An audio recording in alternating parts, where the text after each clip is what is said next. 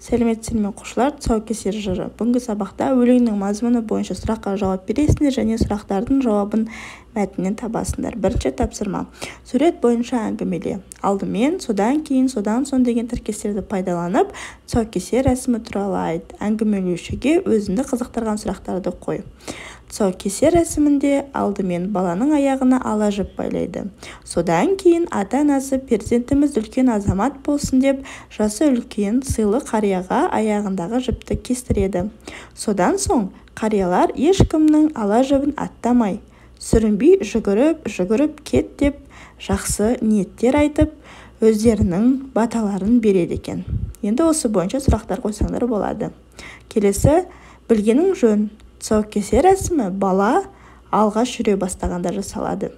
Ауылдағы сыйлы адамға баланың тұсауын кестіреді. Осы рәсім кезінде тұсаукесер жыры айтылады. Жарасқан Әбдіраш, ақын, Қызылорда облысы Арал ауданының Аманөткел ауылында 1948 жылы дүниеге келген. 2001 жылы дүниеден озған. Ақын балаларға арнап өлеңдер жазған. Келесі үшінші тапсырма мәнерлеп оқы. Тақырыбы тұсаукесер. Тұсауың кесілді, сүрінбе, деді атам. Тұзағың шешілді, күлімде, деді атам. Тұсауың кесілді, түс жолға, деді атам. Тұзағың шешілді, ош, самға, деді атам. Тұсауың кесілді, тұлпар бол, деді атам. Тұзағың шешілді, сұңқар бол, деді атам. Авторы Жарасқан Әбдіраш.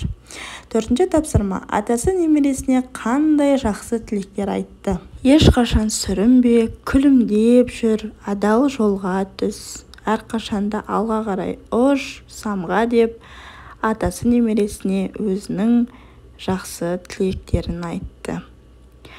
Бесінші тапсырма. Атасының батаға лайық сөздерін көшіріп жаз. Үлгіде сүрінбе, күлімде деп басталған. Ары қарай түс жолға, ош, самға, тұлпар бол, сұңқар бол деп дәптерге жазып шығасыздар. Қорытындыла. Өлең жолдарындағы тұзағың шешілді деген сөз тіркесінің мәнін қалай түсінесің? Тұзағың шешілді деген сөзді тұсауының кесілгені, еркін екендігі, қайда барса да жолы ашық деген мағынада түсіндік. Өлеңді жаттап ал.